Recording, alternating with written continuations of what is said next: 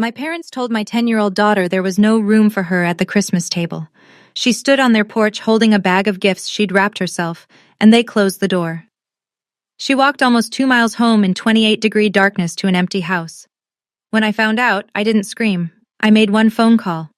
5 hours later, my parents received a certified letter, and the color left their faces. My name is Audrey Ashford. I'm 34, and my daughter Nora is 10. If you're watching this, please subscribe and let me know where you're watching from. Now let me take you back to the week before Christmas, the week everything in my family quietly, permanently cracked open. That December, Nora and I were living in a one-bedroom apartment off Broad Street in Richmond. She got the bedroom, I got the couch. The radiator made a ticking sound every 40 minutes like a metronome nobody asked for, and the kitchen faucet had a drip I'd learned to sleep through. It wasn't much, but it was ours, temporarily at least. I was mid-divorce. My ex, Ryan, had filed for primary custody 3 months earlier, and my attorney had made one thing very clear. The judge would be looking at stability. Stable housing, stable income, stable environment. Any disruption, any hint that Nora's home life was chaotic, and Ryan's lawyer would use it. So I kept my head down. I worked night shifts in the ER at St. Mary's, picked up extra rotations when they came, and made sure every bill was paid on the first of the month. I didn't have room for mistakes. My parents knew all of this. They knew about the custody hearing scheduled for January 3rd, and they used it the way you'd use a leash on a dog that's trying to leave. But I'll get to that. That week before Christmas, Nora was at the kitchen table every night after homework, cutting colored paper, folding cards, writing names in her round, careful handwriting. She made one for my mother, one for my father, one for my brother Kyle, one for his wife Tiffany, and 2 for their kids. She wrapped small gifts in newspaper because wrapping paper was $4 a roll, and I'd said maybe next time. She didn't complain. She just found the comics section and used that instead. On one of the cards, the one for my mother, she'd written, "Dear Grandma, I can't wait to see everyone. Love, Nora." And beside her name, a little hand-drawn sun. She always drew that.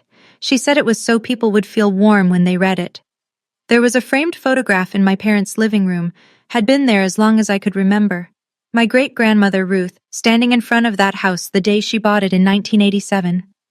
On the back, in her handwriting, "For my family. All of them." I remember being maybe 12, visiting Grandma Ruth at the house, and her putting her hand on my shoulder and saying, "This house is mine, Audrey, remember that." I didn't understand why she said it that way, like she was planting a flag.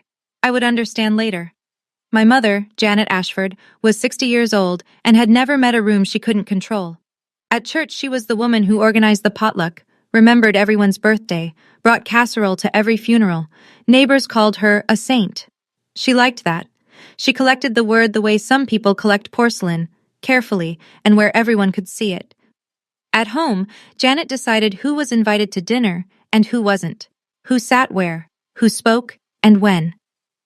My father, Gerald, 62, retired early from warehouse management, sat in his recliner and agreed with whatever she said. His silence wasn't neutral. It was a vote. My brother Kyle was 29 and had never paid rent in his life. He sold cars at a dealership in Short Pump, made average money, and spent like he made twice that, because our parents covered the difference. He and his wife Tiffany lived upstairs in the house. Grandma Ruth's house. Free. Kyle drove a truck our mother had bought him with money she called savings. Nobody asked where the savings came from. Me? I paid for nursing school with loans and night shifts at a diner. When I got married, my mother said, "Keep it simple, Audrey. An outdoor ceremony is fine." When Kyle got married, she booked a $15,000 venue. When I filed for divorce, she said, "A woman should know how to keep her husband." When Kyle and Tiffany nearly split 2 years ago, she said, "Tiffany needs to be more patient with him." Every week she'd call me, not to ask how I was, but to remind me not to do anything stupid before the custody hearing. The implication wasn't subtle. If you make waves, you won't have a place to land. And the judge will hear about it. I once saw her close her laptop fast when I walked into the kitchen. The screen had an Airbnb logo on it. I didn't think much of it then. That was a mistake. The plan for Christmas was simple. I was scheduled for a double shift, 6 p.m. to 6 a.m., because holiday pay was time and a half, and I needed every cent for the attorney retainer. My parents would pick up Nora at 4, bring her to the house for Christmas dinner, and I'd get her the next morning. Of course, my mother said on the phone when I confirmed. Bring her over. We'll have a wonderful time. My father's voice from the background. Yep, just bring her. Nora spent Christmas Eve laying out her outfit, a green sweater she'd picked at Goodwill, the one she said made her look Christmassy. She arranged the gifts in a canvas tote bag, each one tagged, each tag with a sun. I packed her things that afternoon like I was packing a deployment bag. Heavy coat, wool hat, gloves, scarf. I slipped a granola bar into her pocket in case dinner ran late, and I put something else in there, an old phone of mine. No data plan, no apps, just the ability to make calls. I'd programmed 2 numbers into it, mine and Maggie's. Maggie Cole was my best friend, a nurse on the same floor at St. Mary's. She'd known Nora since birth. If anything happened and I was elbow deep in a trauma case with no signal, Nora could reach Maggie. Just in case, I told Nora, if you can't get me, call Maggie. Nora tucked the phone into her coat pocket and smiled. Mom, relax. It's just Grandma and Grandpa's house. At 3:45 p.m. on Christmas Day, I kissed her forehead in the hospital parking lot, watched her climb into my mother's car with her bag of gifts and her green sweater and her little sons. And I walked into the ER. That was the last time I saw my daughter smile for days. Everything I'm about to tell you comes from 3 sources. What Nora told me afterward, the voicemail she left on my phone, and the call log on the old phone I'd given her. I wasn't there. I was starting an IV on a 60-year-old man having chest pains when it happened. But I've heard the story enough times now that I can see it, every detail, like I was standing on that porch myself. 5:15 p.m. My mother's car pulled up to the house. The windows were glowing, garland on the railing, the front door wreath my mother bought new every year. Inside, laughter, the Nat King Cole Christmas album she always played, and the smell of roast turkey and rosemary stuffing drifting out through the weather stripping. Nora walked up the steps with her tote bag. My mother let her in. Nora stood in the hallway, hearing voices from the dining room. Kyle, Tiffany, the kids, Gerald. She started to take off her coat. Then my mother went into the kitchen. Nora heard low voices. Her name, Kyle's voice, then my mother's. Then nothing for a minute. 5:30 p.m. My mother came back out. Her face had changed. The warmth was gone, replaced with that polite, practical expression she wore when she was about to say something cruel and call it reasonable. Nora, sweetie, we've got a little problem. The table is full. Kyle's in-laws came last minute. There's just no room. You should probably head home. Your mom will be back in the morning. Nora looked at the bag in her hands. But I brought presents for everyone. My mother glanced at the tote bag the way you'd glance at a flyer someone hands you on the street. That's sweet. Just leave them on the porch. We'll open them later. Behind my mother, my father stood in the hallway. He said nothing. Kyle looked over his shoulder from the dining room, then turned away. And here's what Nora told me later, in a voice so steady it broke me worse than crying would have. She looked past my mother into the dining room and counted. 12 chairs around that table. One of them was empty. The door closed. The wreath shook once, then stilled. The Nat King Cole kept playing inside. My daughter stood on that porch alone, holding a bag of gifts nobody wanted, and she didn't cry. She just turned around and started walking. It was 28 degrees. I know because I checked the weather log afterward. December 25th, Richmond, Virginia, 6 p.m. 28 degrees Fahrenheit, wind chill 22, light flurries. The kind of cold that finds the gaps in your coat and stays there. Nora walked 1.7 miles from my parents' house to our apartment. I mapped it later on my phone, standing in the kitchen, staring at the little blue line on the screen like it could explain something. 1.7 miles. Past houses with wreaths and electric candles in every window. Past living rooms where families were sitting together. Down Mechanicsville Turnpike where the streetlights are spaced too far apart and the sidewalk disappears for a stretch near the auto shop. She carried the tote bag the whole way, every gift. She didn't leave them on the porch like my mother told her to. She brought them home. The newspaper wrapping was damp from the snow by the time she got inside. The apartment was dark. I'd turned the heat down to 60 before I left. No point warming an empty place, I'd thought, since Nora would be at my parents' house all evening.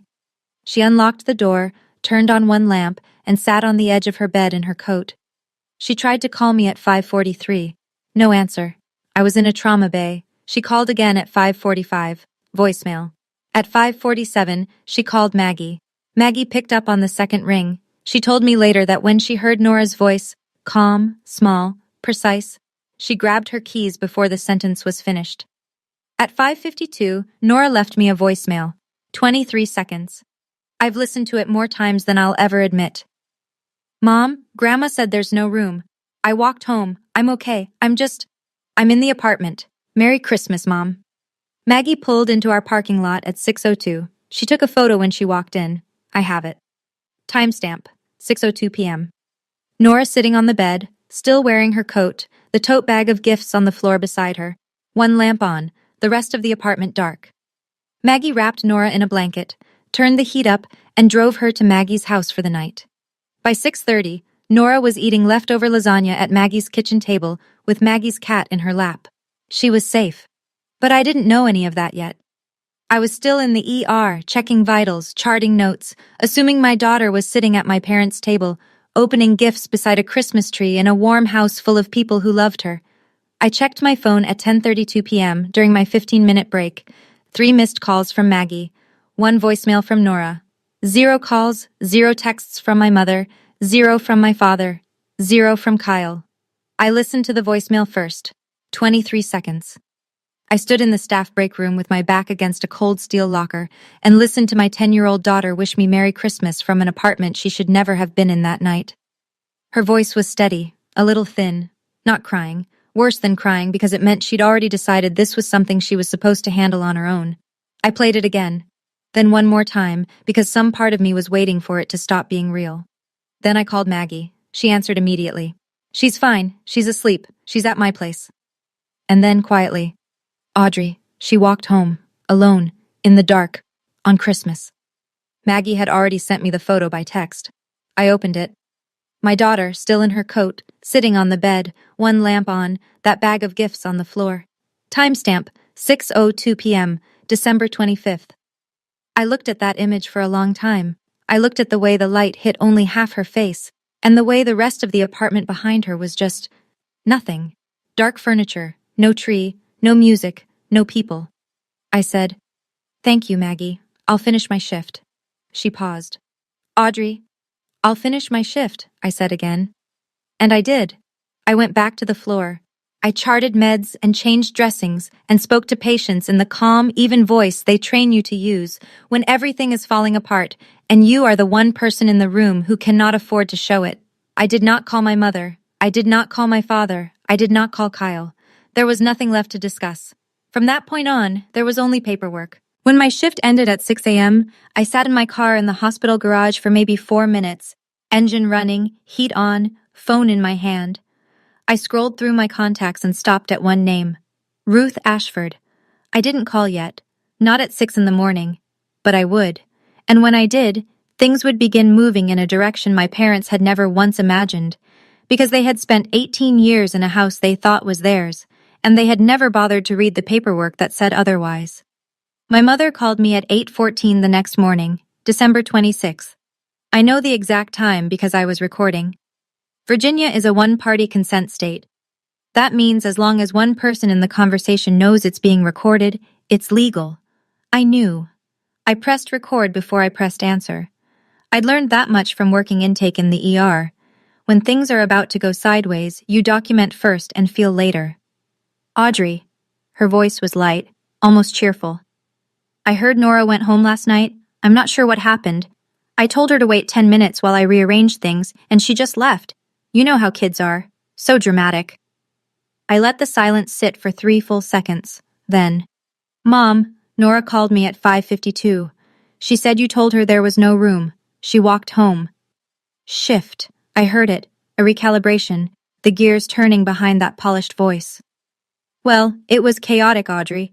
Kyle's mother-in-law showed up last minute. I had to make a decision.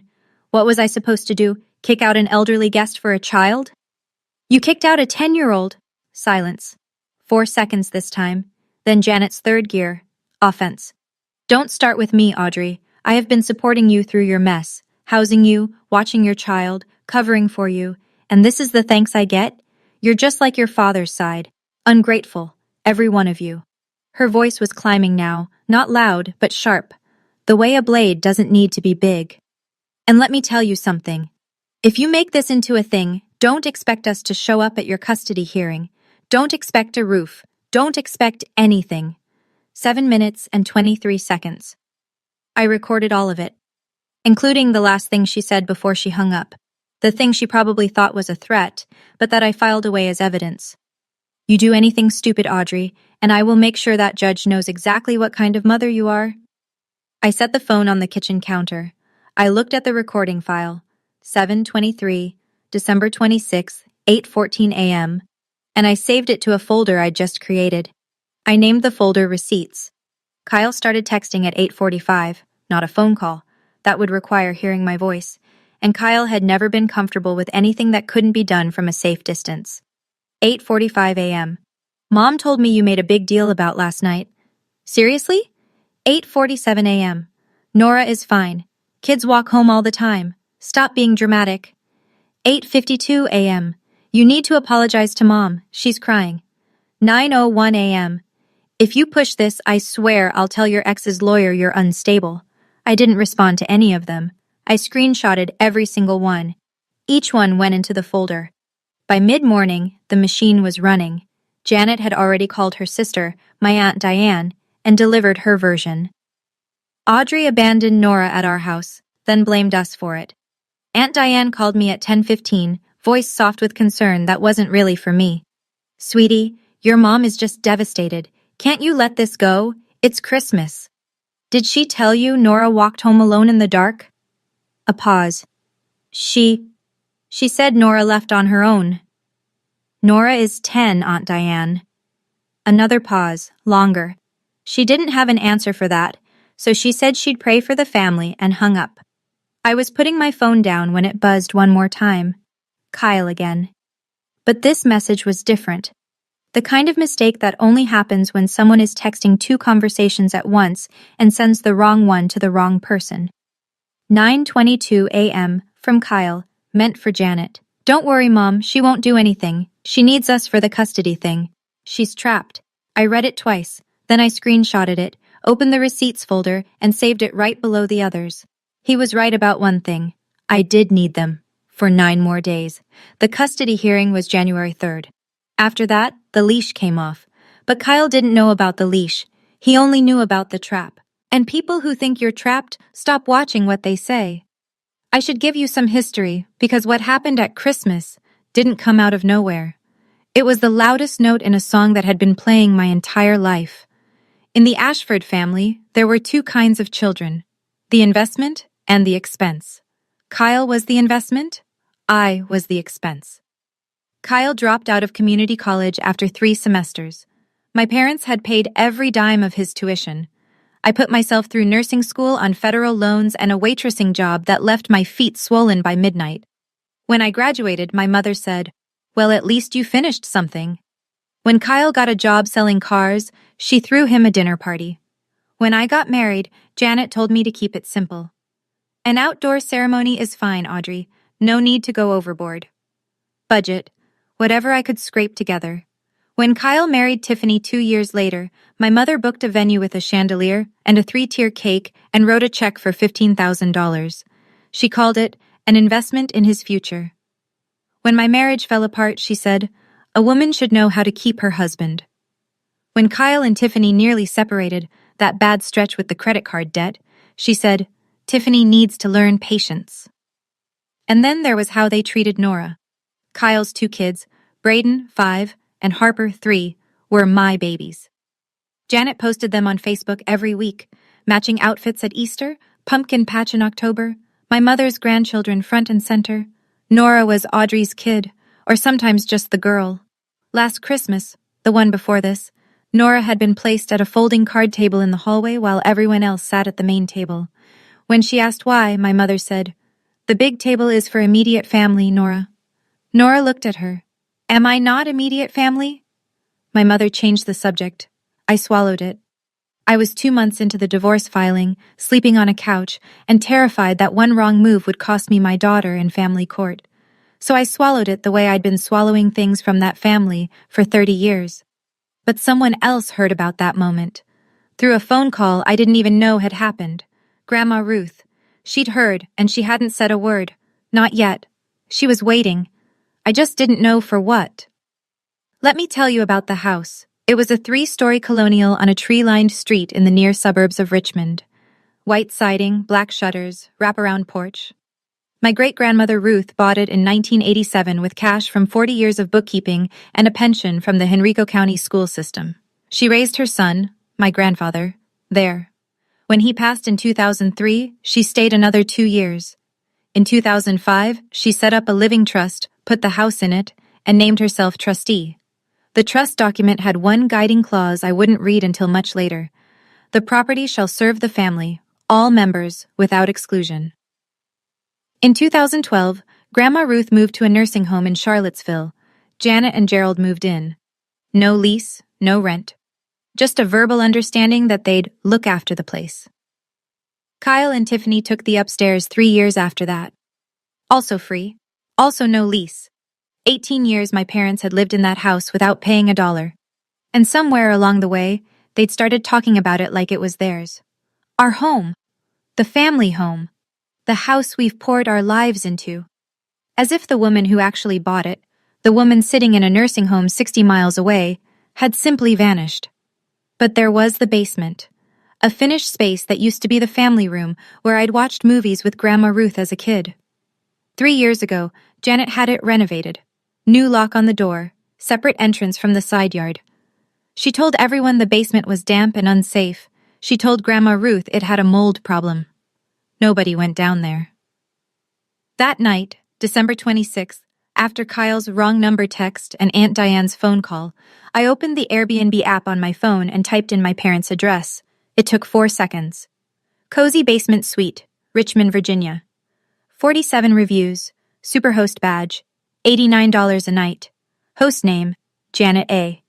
I scrolled through the listing photos, and there it was, Grandma Ruth's old basement. The one with the wood-paneled walls and the brick fireplace. New furniture, new linens, a little basket of toiletries on the nightstand. 47 5-star reviews in a house that didn't belong to her. In a basement she'd told a 90-year-old woman was too dangerous to enter. I screenshotted everything. The listing, the reviews, the pricing, the host profile. Timestamp, December 26, 11:30 p.m. Then I closed the app, set my phone on the kitchen counter, and sat in the quiet for a long time. Tomorrow morning, I was going to call Grandma Ruth. I called at 7:15 a.m. on December 27th. Early, but Grandma Ruth had been a dawn riser her whole life, and the nursing home staff told me once she was usually dressed and reading by 6:30. She picked up on the third ring, that voice, hoarse, thin, but precise in a way that age hadn't touched. Like a blade that had been sharpened so many times it was narrow, but still cut clean. Audrey, you're calling early. What happened? I told her. All of it. Nora at the door, the no-room excuse, the walk home, the dark apartment, the voicemail. Grandma Ruth went silent. Not the silence of someone who didn't hear. The silence of someone counting. I waited. 10 seconds. I know because I counted too. Then she spoke, and her voice hadn't changed a fraction. That house has 12 chairs and a table that seats 14, Audrey. I bought every single one of them. I told her about the Airbnb listing, the basement, the 47 reviews, the $89 a night under Janet's name. Another silence. 5 seconds this time. So she is making money off my house and turning away my great-grandchild at the door on Christmas. It wasn't a question. It was a verdict. Audrey, do you have that screenshot? The listing? Yes, ma'am. Good. I'm calling Martin this morning. Martin Haywood, Grandma Ruth's estate attorney in Charlottesville. He'd set up the trust in 2005 and handled every update since.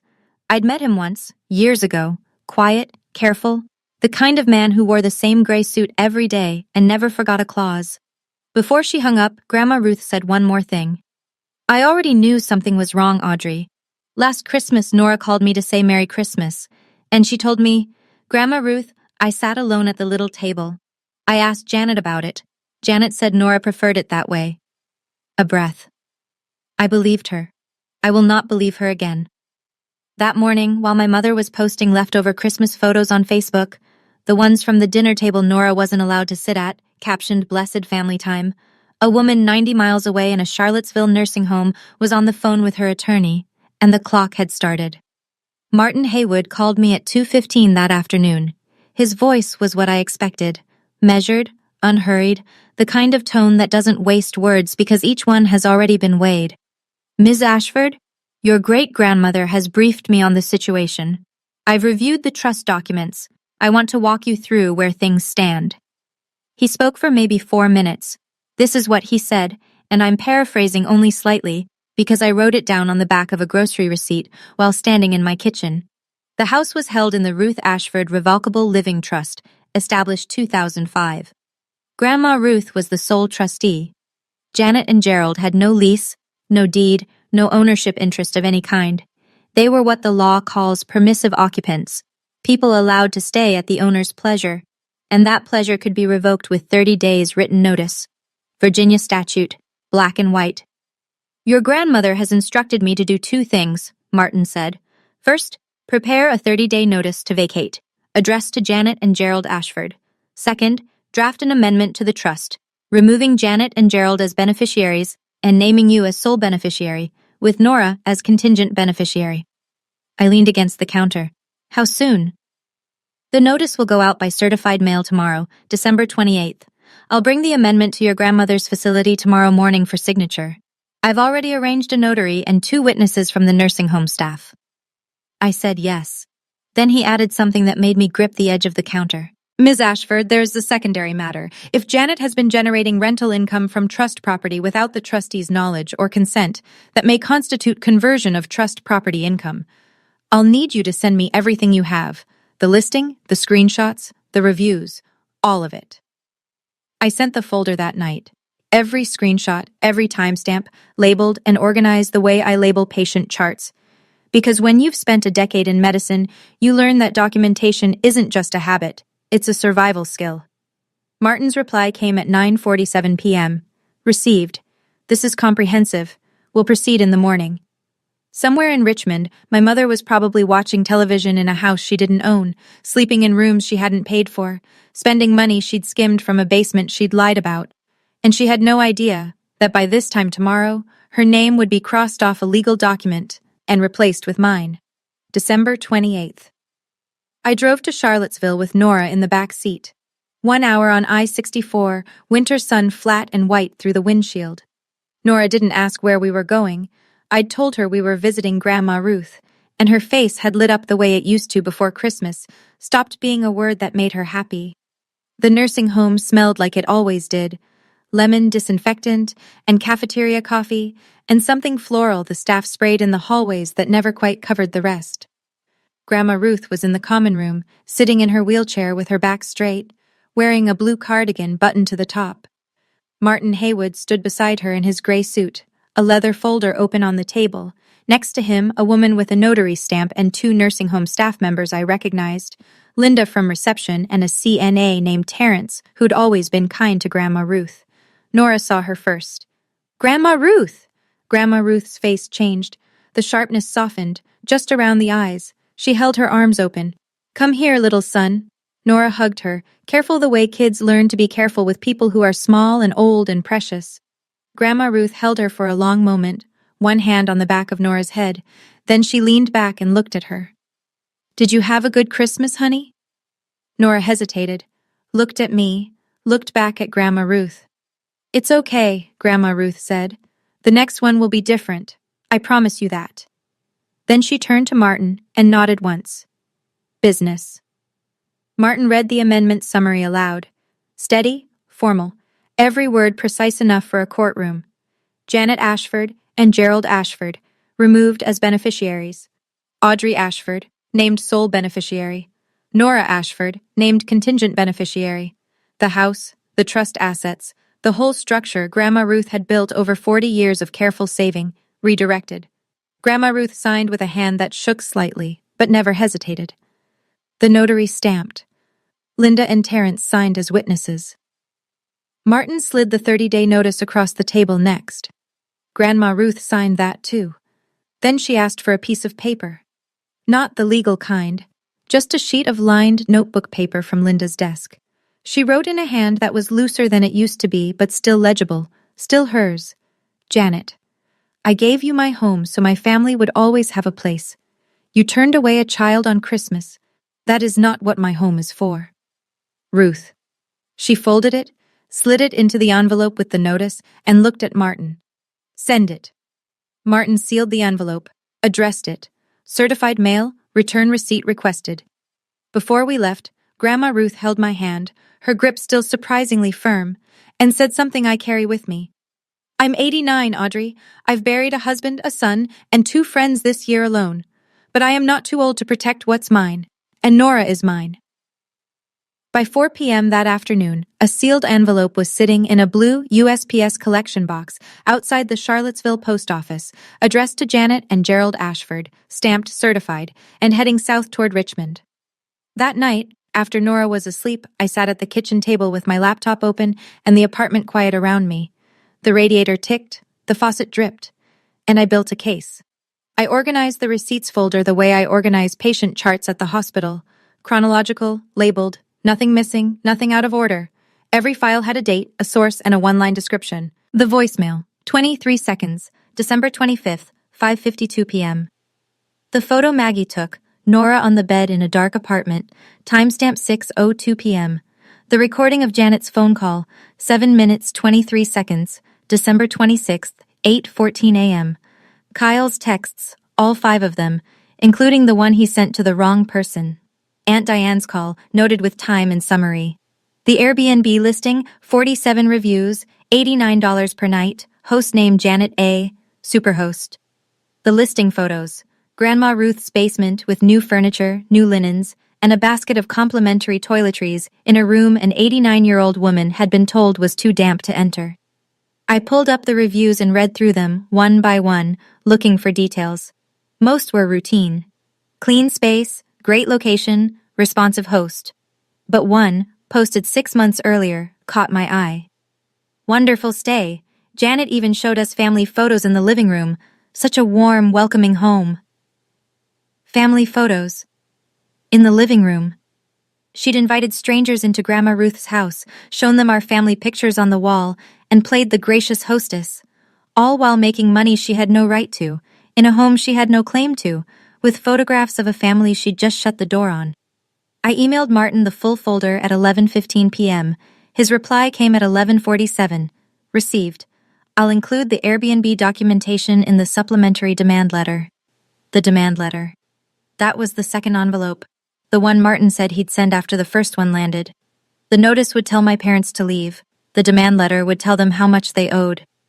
I closed the laptop and sat in the dark kitchen for a while, listening to the radiator and the faucet and the sound of Nora breathing in the next room. 2 envelopes. One was already in the mail. The other was being drafted. And my parents didn't know about either. January 3rd. 9 days after Christmas.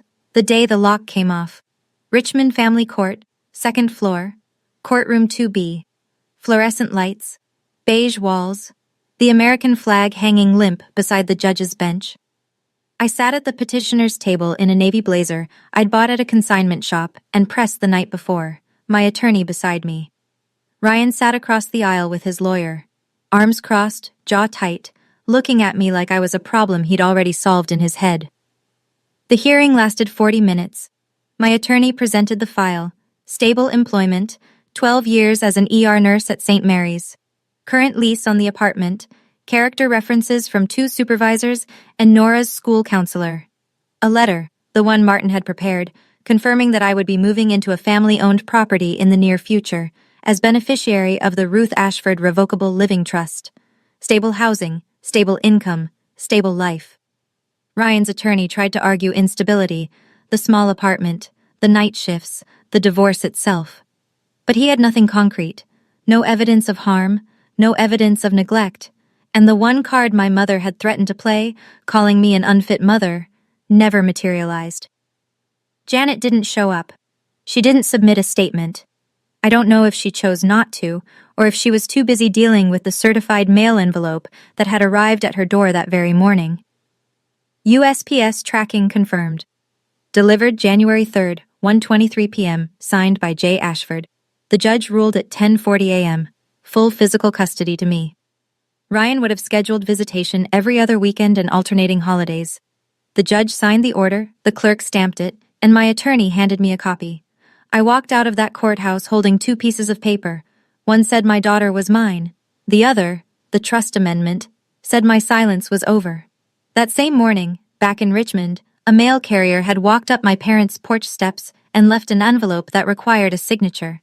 My mother had signed for it at 1:23 p.m., probably expecting a late Christmas card, or a bill, or one of those charity solicitations she always threw away without reading. She wasn't throwing this one away. Janet called me at 1:47 p.m., 24 minutes after she opened the envelope. I know because I was sitting in my car in the courthouse parking lot, still holding the custody order, when my phone rang and her name appeared on the screen. I let it ring 3 times, then I answered. Her voice was different now, not the smooth, managing Janet from 2 days ago. This was high, unraveled, shaking at the seams like a wall with the studs pulled out. What is this? What did you do? This says we have to leave in 30 days. This is our house, Audrey. I watched a woman cross the parking lot with a stroller, bundled against the cold. I let Janet's words settle into the air between us, and then I said evenly, It's Grandma Ruth's house. It's always been Grandma Ruth's house. Your grandmother is senile. She doesn't know what she's signing. I will contest this. I will take this to court. She was evaluated by her physician last week, Mom. She's competent. The amendment and the notice are both valid. It's been reviewed. I heard Gerald in the background, muffled, agitated. Then his voice closer, like he'd taken the phone. Audrey, this is ridiculous. We've lived here for 18 years. You can't just... I didn't. Grandma Ruth did. You have 30 days. He went quiet. Janet grabbed the phone back. Where are we supposed to go? I let the silence hold for 3 seconds. Then, I don't know, Mom. Maybe somewhere with enough room. She heard it. I know she heard it, because the line went dead. She didn't hang up gently.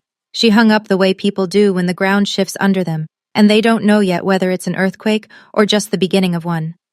The USPS certified mail receipt was already on file with Martin's office.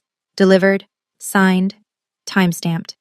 The 30-day clock had started, and there was no unsigned version of that letter, no take-back, no, let's talk about this over dinner. Just a legal document in a sealed envelope with a handwritten note from an 89-year-old woman who remembered exactly how many chairs were around that table. I started the car, pulled out of the courthouse lot, and drove to pick up my daughter from school. I need to pause here for just a second, because I know some of you are watching this and you've felt it. That moment when someone tells you there's no room for you. If that's you, drop it in the comments. And if you haven't subscribed yet, now's a good time. Because what Janet did next? I still can't believe it. Let me keep going. My mother's first instinct wasn't to apologize. It wasn't to call Grandma Ruth. It wasn't even to call a lawyer. Not yet. Her first instinct was to perform. January 4th, one day after the notice arrived, Janet posted on Facebook. Public. Not friends only. Public. She wanted reach. Please pray for our family. Our eldest daughter has been manipulating her elderly grandmother, a 89-year-old woman in a nursing home, to take away our home. We have poured our hearts and our lives into this house for nearly 2 decades. We are devastated. Please keep us in your thoughts and prayers. 67 reactions, 34 comments, hearts, crying faces, praying hands. Oh, Janet, how awful. Stay strong, honey. Some children don't know what they have until it's gone. One woman from Janet's church group wrote, This is just heartbreaking. Your family is in our prayers. 3 people called me heartless without knowing my name. Not one of them knew a child had walked home alone in the dark because of the woman they were praying for. Kyle jumped in, his comment pinned under the post. My sister is trying to steal our inheritance. Don't be fooled. Then Janet called the pastor, Pastor Whitfield, a kind man, genuinely, but a man who only ever heard one side of anything that happened in my mother's orbit. He called me that evening, voice careful, measured. Audrey, your mother is really struggling. Maybe we could all sit down and... Pastor Whitfield? Did my mother tell you she turned my 10-year-old daughter away from Christmas dinner? Pause. She said it was a misunderstanding. I have the voicemail my daughter left me from an empty apartment that night. It's 23 seconds long. Would you like to hear it? He didn't answer that question. He said he'd pray for the situation. I thanked him and hung up. I screenshotted the Facebook post. The comments, Kyle's reply, the timestamps. All of it went into the receipts folder. I did not post a response. I did not comment. I did not correct a single person publicly. There would be a time for the truth to be heard. But it wouldn't be on Facebook, and it wouldn't be on my mother's terms. Martin was already drafting the second letter. The first week of January felt like standing in an open field while something circled overhead. 4 relatives called me in 5 days. Every one of them had talked to Janet first. Every one of them used the same script, like they'd been handed a pamphlet at the door. Just apologize, Audrey. Think about your parents' age. You're tearing this family apart. Aunt Diane called again. Sweetie, can't you just come to dinner and sort this out? Your mom is beside herself. I said, Diane, did she tell you about the Airbnb listing? The one where she rented out Grandma Ruth's basement for 3 years without telling her? Diane went quiet. Then, I don't know anything about that. Then she said she had to go. Nobody asked about Nora. Not once. Not a single relative, in 5 days of phone calls, asked how a 10-year-old was doing after being told she didn't belong at her own family's Christmas table. Tuesday night, Maggie came by after our shifts overlapped. She brought pizza and a bottle of cheap wine and sat on my kitchen counter like she'd done since we were 22. Nora was already in bed. You're not crazy, Maggie said, chewing crust. You're not the villain. That voicemail exists. Those screenshots exist. Reality is not up for a vote. Grandma Ruth called every evening that week. Short calls, 2-3 minutes. Her voice steady like a handrail on a staircase you're afraid to climb. Martin is handling it. You just hold on. One night, she told me something I hadn't heard before. In 1978, my mother-in-law told me I wasn't welcome at Thanksgiving dinner. She said I didn't cook well enough to sit at her table. I was 28 with a baby. I remember the walk to the car. I remember the cold. Her voice thinned, just slightly. I swore no woman in my family would feel that again. I'm keeping that promise. That same night, I was tucking Nora in when she said it. Quiet. Not dramatic, not tearful.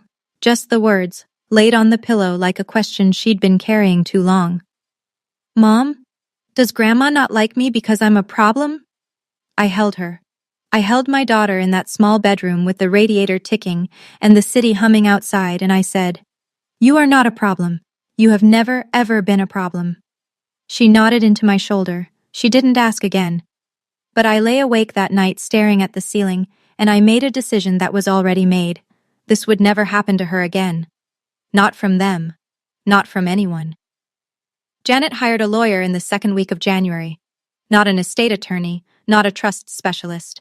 A general practitioner from a strip mall office off Midlothian Turnpike, whose website had a stock photo of a gavel and the tagline, Fighting for Your Rights. His name was Gary Luskin, and his first move was to send Martin a letter on letterhead, so thin you could read through it. My clients, Janet and Gerald Ashford, have established continuous residency at the above address for 18 years. They have maintained the property, paid utilities, and made improvements consistent with an implied tenancy. The 30-day notice issued by your client is defective and unenforceable. Martin called me the next morning. If I hadn't known him, I might have mistaken his tone for boredom. But it wasn't boredom. It was the calm of a man who'd been doing this for 3 decades and had seen this letter 100 times before. Implied tenancy requires evidence of rent payment or a written lease.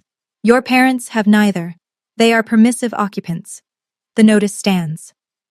Martin's reply to Luskin was 4 pages.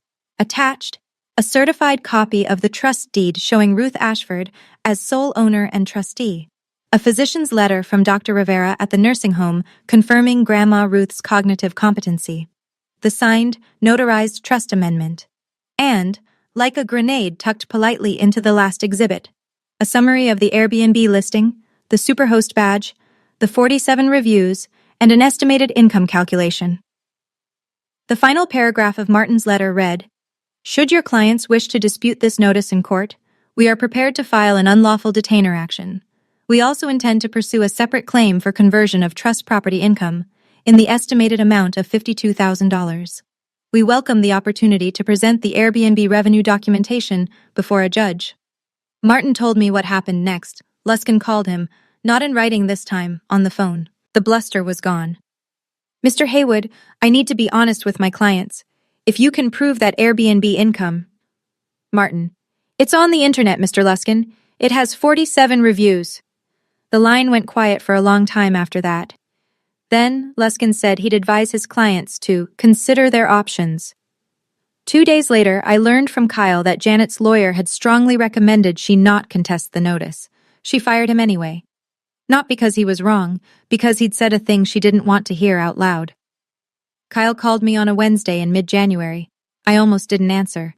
Not out of spite, but because his name on my screen had come to feel like a weather alert for a storm I was already standing in. But I picked up, and the voice on the other end was different. The swagger was gone. What was left sounded like someone who'd just done the math and didn't like the total. Audrey, listen. I didn't know about the Airbnb thing. That was all Mom. I just live here. You can't put me out on the street. I have 2 kids. Kyle, you've lived in a house you don't own, rent-free, for 5 years. You told me I was trapped. You threatened to call my ex's lawyer. And you sat at that table on Christmas while your 10-year-old niece was told there was no room for her. Don't call me about your kids. Silence. Then the old Kyle flickered back. This is insane. You're using an old woman to get back at us. Grandma Ruth doesn't even know what she's signing. She knew exactly what she was signing. She said 12 chairs and a table for 14. She counted. She remembers. He hung up. 20 minutes later, I saw the message on the family group chat. Kyle, in all caps, Audrey is destroying this family. She has turned great-grandma against us. This is elder abuse. Elder abuse. Because a 90-year-old woman had decided to protect a 10-year-old one. I screenshotted it, sent it to Martin. His reply was 2 sentences. Noted. Mrs. Ruth's physician affidavit and the notary witnesses will address any competency challenge. Let them file if they'd like. What Kyle didn't know, what none of them knew, was that Grandma Ruth had already anticipated this. Back on December 28th, when Martin brought the amendment to the nursing home, he'd also brought a signed affidavit from Dr. Rivera. It stated, in medical language, that left no room for reinterpretation, that Ruth Eleanor Ashford was alert, oriented to person, place, time, and situation, and fully competent to manage her legal and financial affairs. Dated, signed, notarized, filed with the trust documents. My mother called me a manipulator. My brother called it elder abuse. But the paper trail told a different story. And paper doesn't flinch when you raise your voice at it. At the end of January, 3 weeks into the 30-day notice, Janet drove to Charlottesville. I wasn't there. I didn't learn the details until Grandma Ruth told me that evening, and Martin confirmed the rest through the nursing home's incident report, which he'd requested a copy of. So I'm telling you what happened the way it was told to me, by 2 people who had no reason to embellish. Janet walked into the nursing home lobby at 11:40 a.m. She was wearing what she always wore to make an impression, the beige wool coat, the pearl studs, the look of a woman who volunteered at church and expected every door to open accordingly. She approached the front desk. I'm here to see Ruth Ashford. I'm her granddaughter-in-law. Linda, the same Linda who had witnessed the trust amendment signing, looked at her screen, then back at Janet. I'm sorry, ma'am. Ms. Ruth has updated her visitor authorization list. Your name is not on it. Janet's smile didn't break, not right away. There must be a mistake. I've known her for 30 years. I'm family. I understand, ma'am, but we follow the residents' expressed wishes. I'm not able to authorize this visit. The smile cracked. Janet asked for a supervisor. The supervisor said the same thing, politely, firmly, the way healthcare workers learn to do when someone powerful is not used to being told no. Janet began to cry, or at least to produce the sounds and posture of crying. She stayed in the lobby for 12 minutes. When it became clear that tears were not going to unlock the door, the supervisor said, Ma'am, if you're unable to leave on your own, we'll need to contact security. Janet left. From the parking lot, she called Gerald. I know this because Grandma Ruth heard from Linda what Janet said in the lobby on her way out, loud enough that 3 other visitors turned around. That girl has poisoned her against us. Then Janet tried something else. She called Grandma Ruth directly. Grandma Ruth answered. She told me she let Janet talk for about 15 seconds, the usual opening. Grandma Ruth, please, there's been a terrible misunderstanding. We love you. We would never. Then Grandma Ruth spoke. There was no misunderstanding, Janet. You turned away a child, my great-grandchild, on Christmas, in my house, and then you rented out my basement for money you never told me about. Janet started to stammer. That's not. I was going to. This conversation is over. Talk to Martin. And she hung up. The nursing home visitor log, stamped, dated with Linda's initials, recorded Janet's visit and denial. The staff incident report noted in clinical language, visitor became verbally agitated in lobby, declined to leave when asked, departed after security was mentioned, no physical incident. One more piece of paper, one more timestamp, one more entry in a file that was getting thicker by the day. The second envelope arrived on February 3rd, certified mail, return receipt requested. Same process, same mailman, same porch steps. But this time it wasn't a notice to vacate. It was a demand letter, and the number at the bottom had a comma in it. Martin had spent 2 weeks building the financial case. He'd submitted a third-party subpoena request to Airbnb through their legal compliance portal, standard procedure for trust attorneys investigating unauthorized use of trust assets.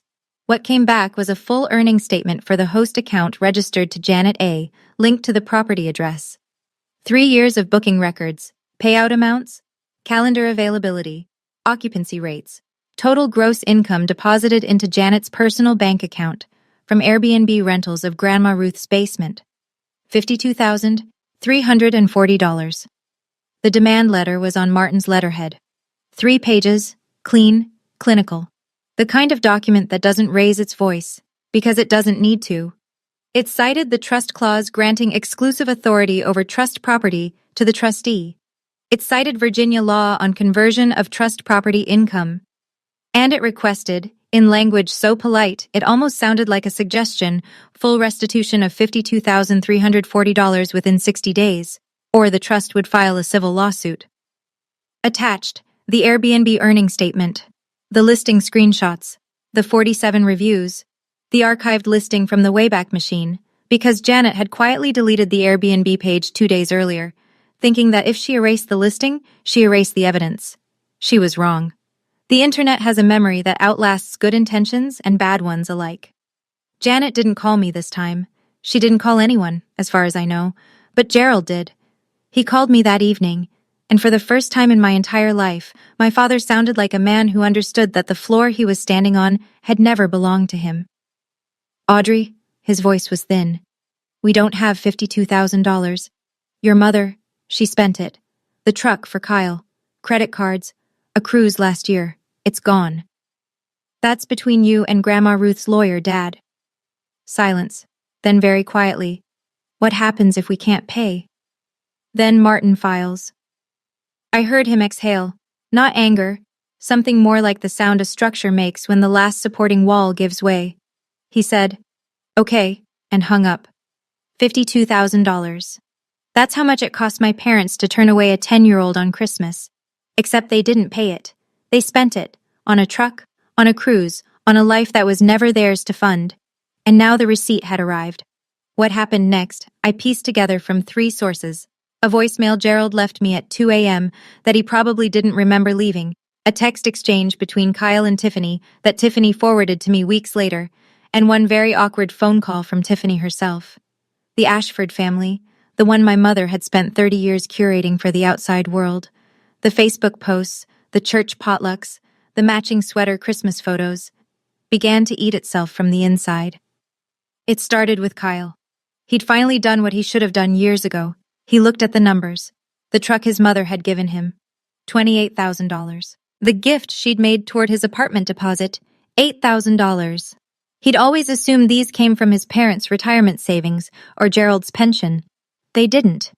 They came from a basement that wasn't Janet's, in a house that wasn't Janet's, rented to strangers on a platform tied to Janet's bank account.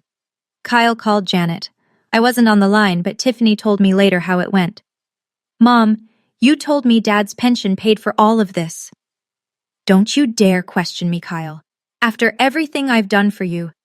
You used stolen money to buy my truck? The word stolen landed hard enough that Janet didn't speak for 5 seconds.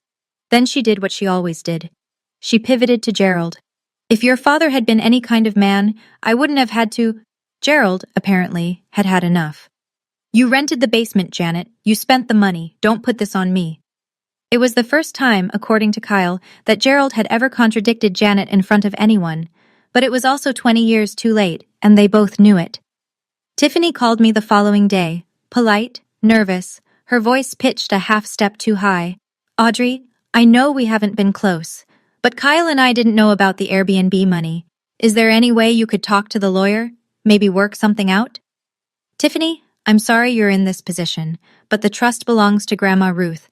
You'll need to talk to her attorney. She thanked me and hung up.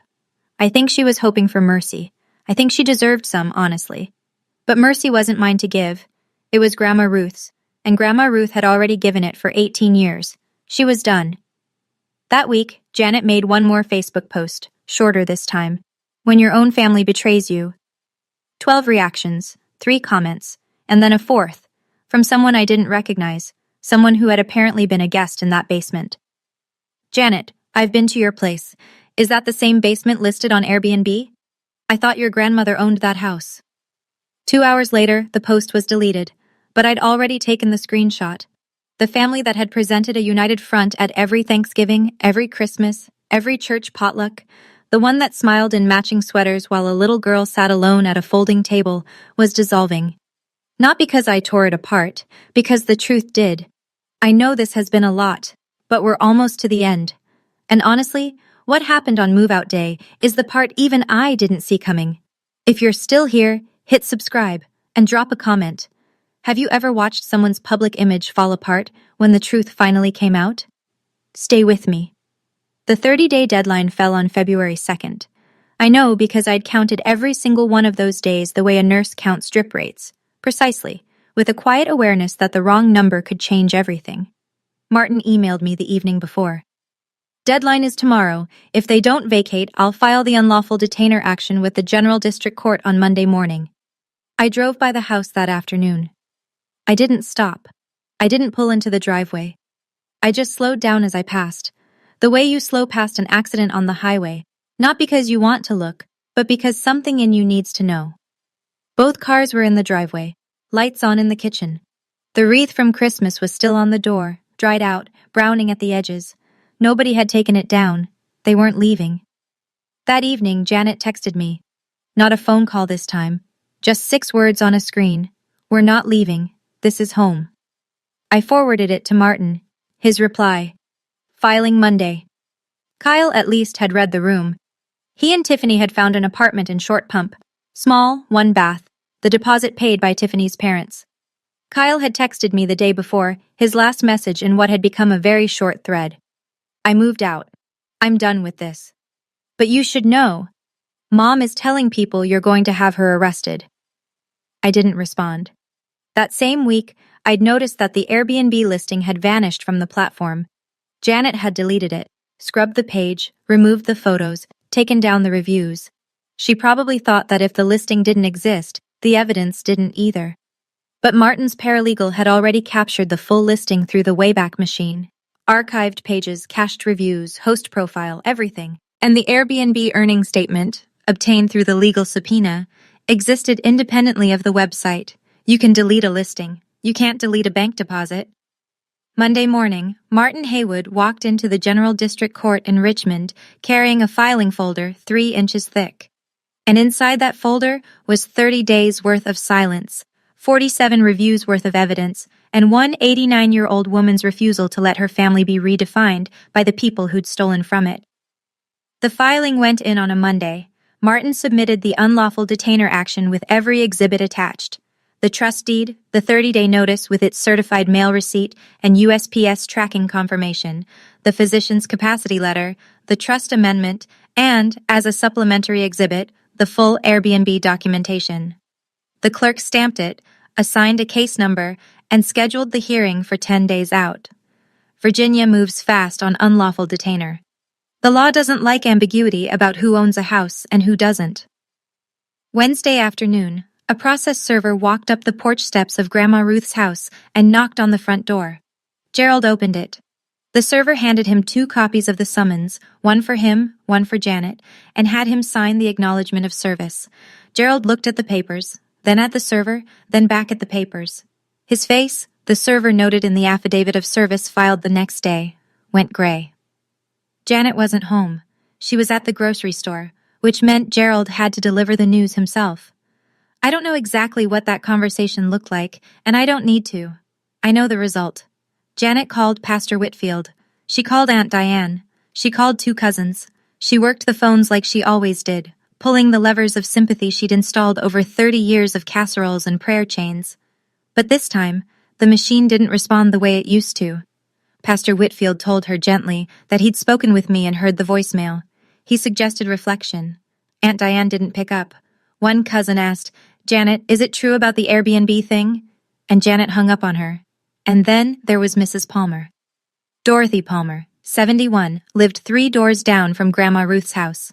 She'd been there almost as long as the house itself. She'd watched Janet and Gerald come and go for 18 years, and she had seen something on Christmas night that she hadn't understood until now. She called me that Thursday evening.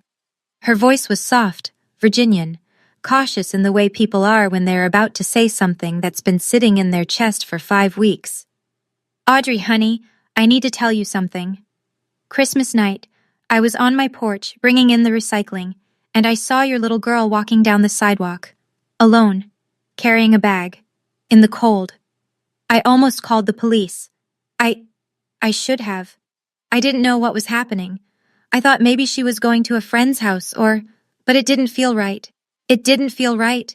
And I didn't do anything, and I am so sorry." I thanked her. I meant it. And I told her that if she was willing, Martin might ask her to provide a written statement. She said yes before I finished the sentence. The hearing was on a Thursday. General District Court, Richmond. Small courtroom, fluorescent lights, a judge named Honorable Karen Yee, who looked like she'd heard 10,000 cases and remembered the details of every one. Martin sat at the petitioner's table. I sat behind him. On the other side, Janet and Gerald alone, no attorney. Luskin had declined to continue representing them after reviewing the Airbnb evidence, or more precisely, after learning that Martin intended to introduce it in open court. Janet hadn't found a replacement. She sat in her beige wool coat, pearl studs, hands folded in her lap like she was at Sunday service. Gerald stared at the table. Martin presented the case in under 20 minutes. The trust deed, the notice, the certified mail receipt with USPS tracking and Janet's signature, the physician's capacity letter, the trust amendment. And then, as a supplementary exhibit, the Airbnb documentation, the earnings statement, the listing screenshots, the reviews, the archived Wayback Machine capture. Judge Yee reviewed the file. Then she looked at Janet. "Ma'am, do you wish to respond?" Janet stood. She smoothed her coat. "Your Honor, we have maintained that house for 18 years. We are family. This is a family disagreement, and I believe it can be resolved privately." Judge Yee looked at the file again, then back at Janet. "Ma'am, did you receive rental income from the trust property?" Janet's hands tightened on the edge of the table. That was just a small... Did you or did you not receive rental income from property held in a trust for which you are not the trustee?" The courtroom was very quiet. I could hear the ventilation system humming. "Yes." Judge Yee ruled in 11 minutes. Writ of possession. Janet and Gerald Ashford were ordered to vacate the premises within 10 days. Regarding the Airbnb income, the judge noted that the trust had standing to pursue a civil claim for conversion and recommended the parties either mediate or proceed to circuit court. Janet cried. Not the performative kind she'd deployed in the nursing home lobby, real tears, the kind that come when you realize the script you've been reading from your entire life doesn't have any more pages. Gerald sat beside her, hands on his knees, looking at the floor. Martin gathered his documents. I stood and walked out through the double doors into the hallway, where the light was gray and flat and unremarkable. No dramatic music, no slow-motion moment, just a woman holding a court order in a manila folder, walking toward the elevator. The judge didn't raise her voice. She didn't have to. The documents spoke for themselves. They always do, when you take the time to keep them. They moved out on a Saturday in mid-February. I know because Maggie drove past the house that afternoon. I'd asked her to, not because I needed to witness it, but because some part of me needed to know it was real. A rented box truck in the driveway. Gerald carrying lamps and boxes. Janet directing him from the porch in her coat, arms crossed, mouth align. Neighbors watched from porches and driveways, the way people do when something private becomes public. Not with glee, just with that quiet, careful attention that comes from knowing a street story just changed. Maggie told me one detail that stayed with me. Janet took everything, the furniture, the kitchenware, Kyle's old trophies from the upstairs shelf, the Christmas dishes she'd used for the dinner Nora wasn't allowed to attend. She took the curtains, she took the bathroom mirror she'd hung over the sink. But she left the photograph. The framed one, Grandma Ruth standing in front of the house in 1987, the writing on the back that said, "For my family." All of them. It was still on the wall when they locked the door behind them. Maggie sent me a text at 3:14 p.m. They're gone. I went to the house the next morning. Nora was with me. The place was cold. They'd turned the thermostat down before they left, one final small act of pettiness in a long catalog of them. The rooms were empty, dusty in the corners, sunlight falling through bare windows onto hardwood floors Grandma Ruth had picked out almost 40 years ago. I found the photograph in the living room, still hanging, slightly crooked. I took it down, wiped the glass with my sleeve, and hung it back, level, center, where it belonged. Janet and Gerald rented a one-bedroom apartment in Midlothian. $1,400 a month. First rent payment in 18 years. The unlawful detainer judgment was now part of their court record, which meant any future landlord who ran a background check would see it. Martin had informed them that the $52,340 claim remained active. If they didn't agree to a repayment plan within 60 days, the trust would file in circuit court. She took the Christmas dishes. She left the photograph. I suppose she knew which one she'd earned and which one she hadn't. We moved in at the end of February. Nora carried her backpack up the porch steps, the same steps she'd stood on Christmas night holding a tote bag full of gifts, and stopped at the front door. She looked at me. I looked at her. "This is ours?" she asked. "This is Grandma Ruth's," I said. "She's letting us take care of it." Nora nodded, like that made perfect sense to her, the way things do when you're 10 and trust hasn't been ruined for you yet, at least not permanently.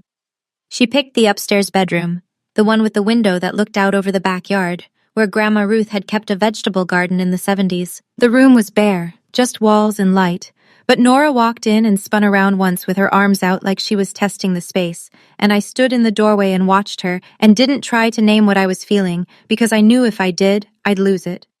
Martin finalized the paperwork. The trust remained in Grandma Ruth's name. She was still trustee. But I was now the named beneficiary and custodian of the property. I would pay the property taxes, maintain the house, carry the insurance. It was responsibility, not a gift. I understood the difference, and I was grateful for it. I called Grandma Ruth that evening on FaceTime. The nursing home staff helped her prop the phone on her tray table. She watched Nora taping a hand-drawn sign to her bedroom door, Nora's room with a little sun in the corner. "The little son is home," Grandma Ruth said. That week, I enrolled Nora in an art class at the community center on Saturdays. She'd stopped drawing after Christmas, not dramatically, not as a statement, just the way light dims when you close a curtain. She stopped carrying her sketchbook.